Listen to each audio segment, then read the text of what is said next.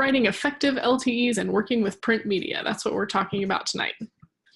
And this is just an overview for you guys, since we are talking about print media tonight, the communications department of Citizens Climate Lobby. So Steve Falk is our director of communications. And then I'm Flannery Winchester. I'm the communications coordinator. So together, Steve and I are the national staffers that provide support for you guys out in the field as you work to get media published. So that's letters to the editor, op-eds, if you need help getting a meeting set with an editorial board to generate an editorial, endorsement of carbon fee and dividend, things like that. That's what we're here to help you do. And we also, just for general awareness, we also are the ones who coordinate with national media to try to generate coverage of CCL, of carbon pricing, that sort of thing. So if you're ever thinking to yourself, oh, somebody should talk to this reporter at the Washington Post, that's what Steve and I are doing. So you're always welcome to send us emails if you see articles that you think need follow-up or things like that. So the learning goals for tonight's lesson, at the end of the hour, I hope that you guys will feel empowered in these specific ways. So you'll leave understanding the different ways that your chapter can work with media. You will be able to identify and take advantage of good letter to the editor and op-ed opportunities. You'll be able to boost media coverage of your chapter through meetings, and specifically that means meetings with editorial boards and press releases.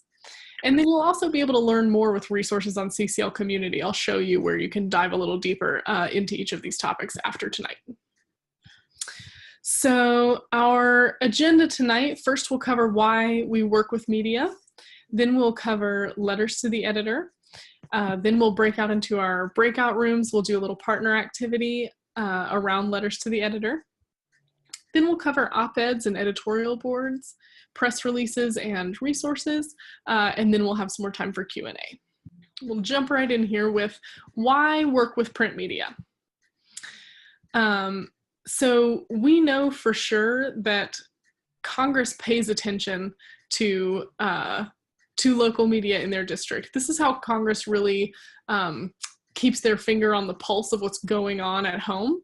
And particularly if media mentions a member of Congress's name or, you know, another issue that they're particularly interested in, this is something that they keep a close eye on in general. So the more that we can show up on this platform where they're paying attention, the better, because it raises the profile of climate change in their awareness, and it shows them that people at home really care about it. Another reason to work with print media is that it has a wide audience. There's still, you know, depending on the size of your paper, there's still thousands, potentially tens of thousands of people receiving that paper every day. So as we get our message in there, that's reaching a lot of people in the community, which is helping to build political will for action.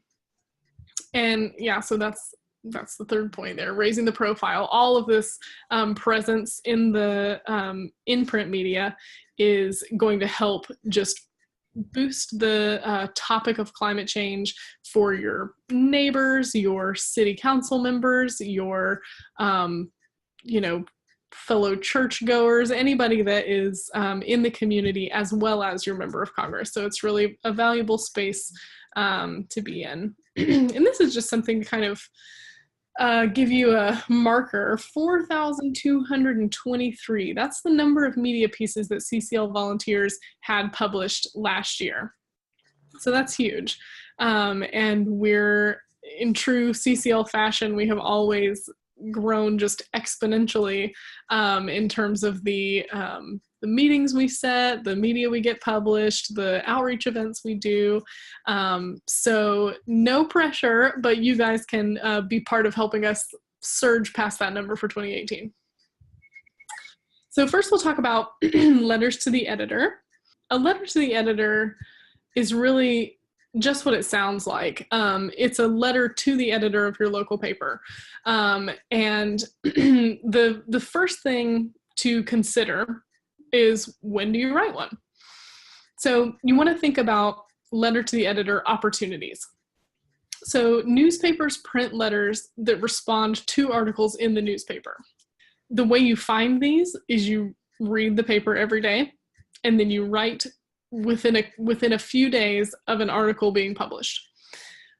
They are less likely to publish something if you write in about something unrelated to anything that they've covered, unrelated to your town, that sort of thing. So that's the value of reading the paper. You can kind of think of it as a conversation between you and the editor. They've put out a piece, you're responding.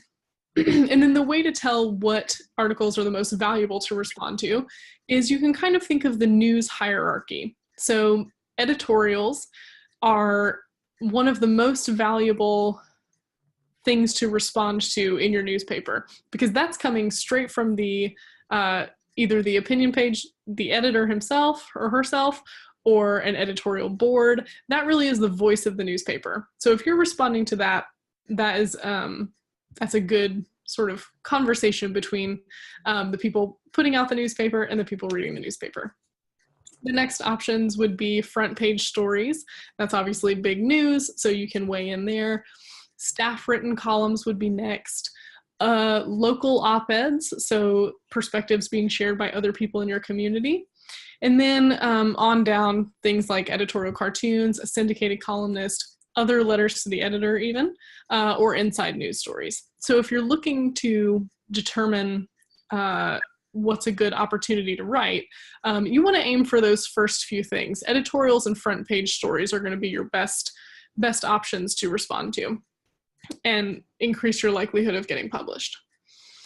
And then the other thing to keep in mind is that there's strength in numbers. So the volume of letters really signals how interested the community is or the audience is in a certain topic. If several letters to the editor are focused or are submitted that are focused on climate change, then the editor is more likely to run one of those, rather than if they just got one random letter that would signal, oh, people maybe aren't as interested in this topic. But if they get 3 or 4 letters, then they say, oh, okay, this is an engaging topic, this is generating conversation, I'll pick the best letter from this group or the most representative letter from this group and publish it. So this is what we call the LTE formula, and this is a way to kind of just break it down really simply for you. I know some people have kind of in their minds, they think, oh, I'm not a good writer. You know, it's the way some people have it about math. They think, oh, I'm not good at math. But really it's just about learning how to do it and the skills, and you can become a good writer. You can become good at math. I can't help you on the math part, but I can help you with the writing. So the formula that we have here starts with step 1. You want to reference the story or a specific part of it. So as an example, you could say something like, thank you for Monday's piece on Hurricane Harvey, or whatever more recent event has happened in your area that the newspaper has covered. So you want to reference the story. Then step 2 is you want to transition your letter into how that subject relates to climate change. So in our example, our second sentence might say, scientists tell us that carbon dioxide emissions are warming our waters, fueling stronger hurricanes. Then step 3, you want to identify a solution. So in our example, we would say, we should reduce those emissions with a carbon fee and dividend plan. Step 4 is you want to give a call to action. And this could be to readers, to the community, or to your member of Congress. In our example, we've used the member of Congress. So we'd say, I'd love to see Representative Smith support this in Congress. And then the 5th step is to close your letter with something creative. But of course, always keeping in mind CCL's values of respect. So you want to find something kind of punchy and maybe a little bit sassy, but we never want to cross over into rude or snarky. We really want to try to be thoughtful and respectful here in this platform as well. So in our example, we could say something like, after all, the next Hurricane Harvey could be right here at home. So something that's just going to kind of tie it all up nicely with a little oomph at the end. And then here are just a couple other tips and protocol to keep in mind. You want to be respectful and conversational, like we talked about.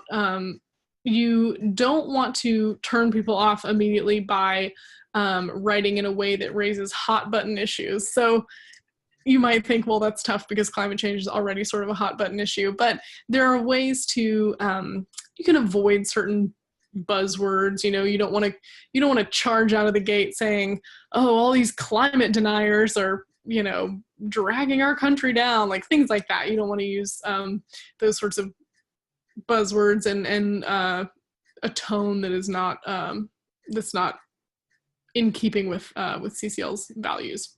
And then you also don't want to lecture or just regurgitate a laser talk. Really try to be conversational with your letter so that it sounds like a real person wrote it. Another thing to keep in mind is be inspirational. So don't go too heavy with the doom and gloom.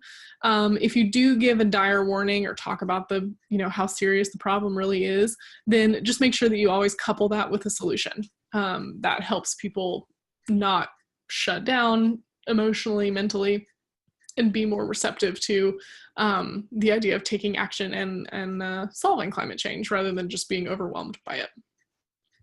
And then lastly, you want to be strategic. So as in our example, we mentioned our member of Congress by name. That's a way that that can be very effective at making especially sure that the letter gets on their radar. And if you do this, you can try to include values that resonate with that person in your letter. So if you have a member of Congress who is particularly involved with the military in some way, you can mention the connection between climate change and national security. You can try to think a little bit the way you might think in a lobby meeting, which is, what does this person care about? And how can I connect with them to show them how climate change is related to the issues that they are also prioritizing. So that's all the how you write and when you write. And this is a little bit of what you write. If you sit down, you say, oh, well, there's a great piece that I want to respond to, but I'm not actually sure what to say. Here are a couple key messages that you cannot go wrong with. So the first one is, scientists agree. Virtually all climate scientists agree that man-made climate change is happening. So it's definitely happening, and it's definitely us. That is something that we cannot repeat enough. There's still a lot of confusion out there about that after years of very intentional sowing of doubt. And so anytime that you can repeat, we know for sure that it's happening and we know for sure that it's humans, that's a valuable message to get out there. Another valuable message is that there's a solution. So carbon fee and dividend is a climate solution that's good for the economy. The REMI study shows a 50% reduction in carbon emissions and an addition of 2.8 million extra jobs in 20 years. That's good news. I have yet to meet someone who doesn't want there to be plentiful jobs in our country. That is a great talking point to get out there, to show people that what we're advocating for has been evaluated by top economists, and they have found that it will be beneficial in these ways. It's always good to include in the letter if you can. And then another good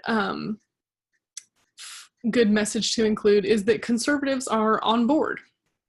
So this number is changing so often that it's hard to keep up with it. So you would put in whatever the current number of Republicans and Democrats is. Now we're up to 43 Republicans and 43 Democrats in the Climate Solutions Caucus in Congress.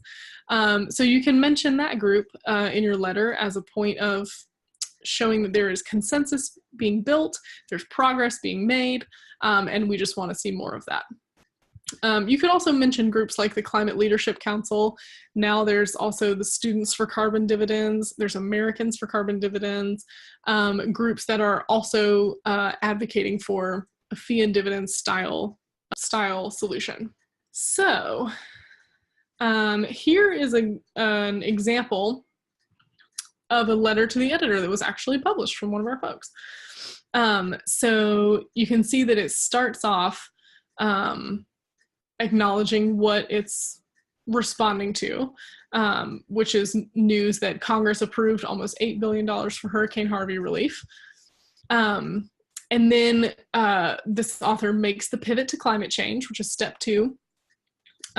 So they say, use the word supersized and talk about how the, hurricanes are growing in strength. We're having more frequent and more intense storms because of climate change. She also adds a nice personal touch by talking about being a 5th grade teacher. And that's really valuable too. That's not in the formula, but that's something that if you can do that, talk about something local to you, talk about something personal to you. That's really valuable because that's what the newspaper is looking to do, is highlight voices from the community. So that's could give you an extra boost there. She actually rolls step 4 and step 5 of our LTE formula into the same sentence right here at the end. So her punchy ending is also her call to action, which simply says, price carbon now. Very clear, very direct. So that's a great example of one letter out there in the world. So now we're going to practice. So what I want you guys to do is, with your partners, discuss which LTE opportunity you think is most appropriate for you to respond to. Maybe you're just drawn to one or the other. Maybe you have a particular point you'd like to make, so you want to go with that one. So pick one, and then together brainstorm a few points that you could make in a letter to the editor responding to the article you chose. So you don't have to actually write anything right now, but just go ahead and start thinking through with your partner, okay, if this article showed up in my newspaper, how would I respond to it? What would I say? How would I get my point across? And how would I make it hopefully interesting and effective enough to hopefully get published that you can work with? So since you're in this program, this core volunteer training, I'm assuming that most of you are relatively new to CCL. And so I want to introduce you to this idea of having an LTE writing team or a letter writing team. If you, as you sort of notice how things work in your chapter, if you see that your group leader is the only one who's maybe identifying LTE opportunities, or the only one who's saying, hey, you should write a letter about this, then that's a great opportunity to take something off of their plate. They've got a lot going on, and to see if there's maybe anyone else in your chapter who wants to be on a letter writing team with you, and then you guys can find the opportunities. So if you were to form an LTE writing team, as I said, the first thing you would be doing is identifying those opportunities. One member or a couple of you in that group can plan to scan the paper, find those LTE opportunities, and share them then with the rest of the team. So you can send those out. You can make sure that the people who want to be writing know what they can write about. And then you could also even share drafts of your letters with each other. Or you could, I know some groups who get together once a month at like a Mexican restaurant and they order a pitcher of margaritas and they write letters. So you could write together in person.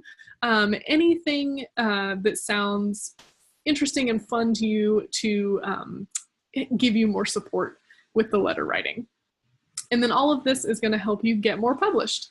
So when you have a dedicated team that's focused on reading the paper and writing, then your LTE numbers are just going to go through the roof.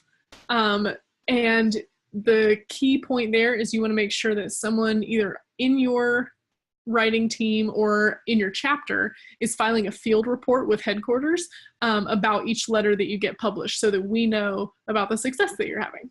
And then this answers the question that we just had about, is there a list or a database of letters that have been published that you guys can look at for inspiration?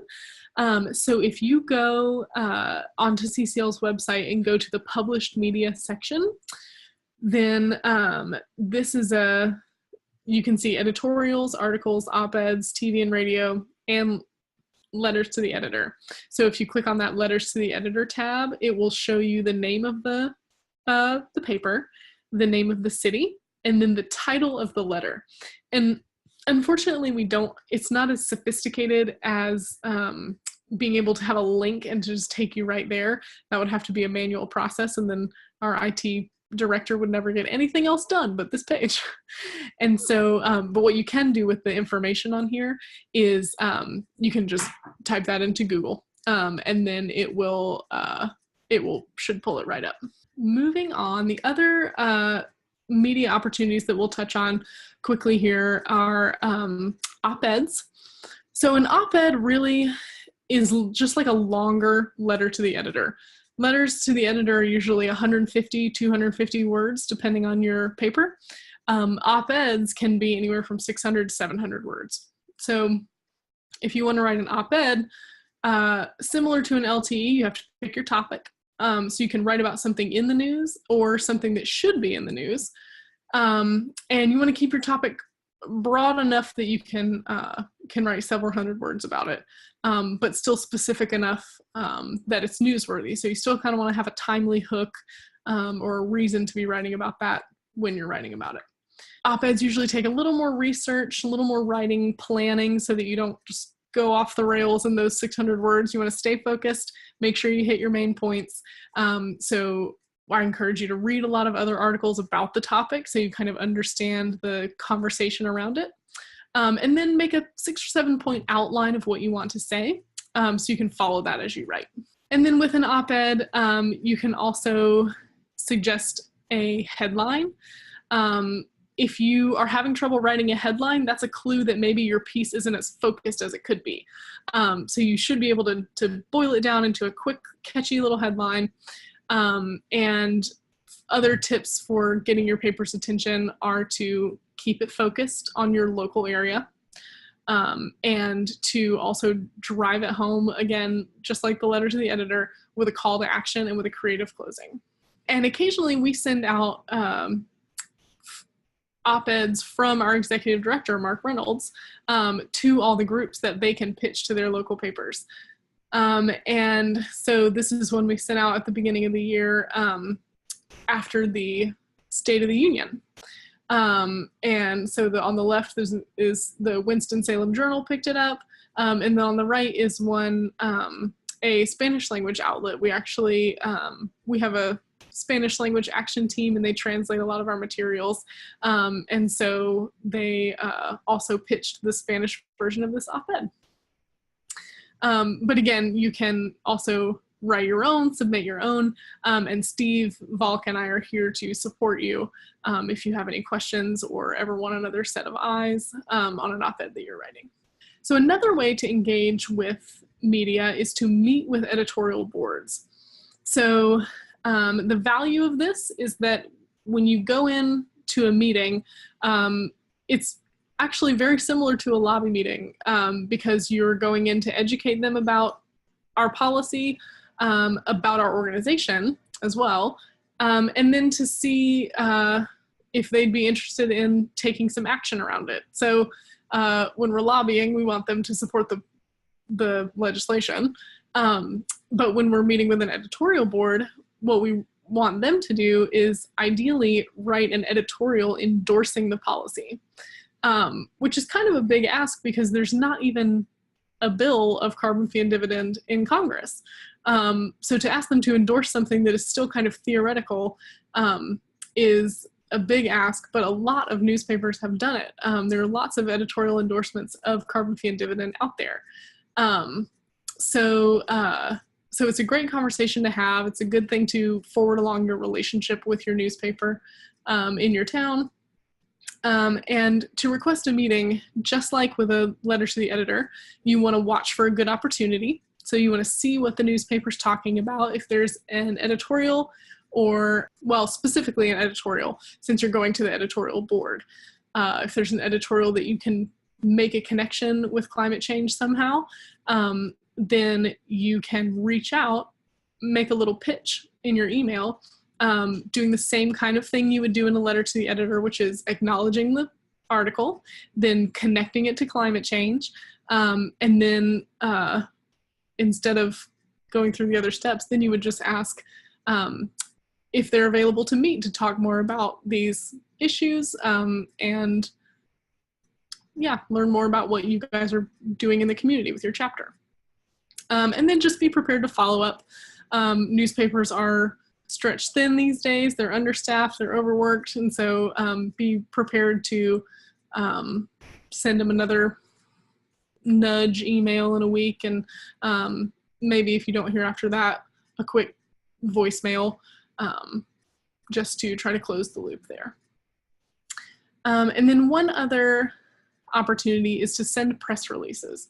So this is an example of a press release. So we occasionally will give you guys templates that you can drop in your local information and then send this to your newspaper. So the press releases, more often than not, are going to be going to the reporters or to the assignment editors rather than the editorial side of things.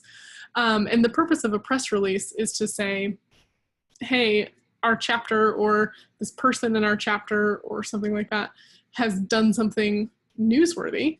You should write a story about it. So there's a couple different opportunities that are good to send to press releases.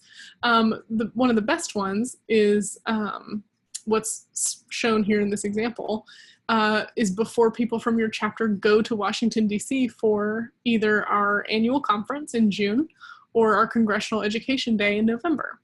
That's a great story for local papers to cover, to say, oh, wow, 5, local Atlantans are headed to our nation's capital because they care so much about this issue. And then they can talk about the local impacts of climate change, and then they can get a couple good quotes from local people, snap a photo, and then there you go, they're done with their article.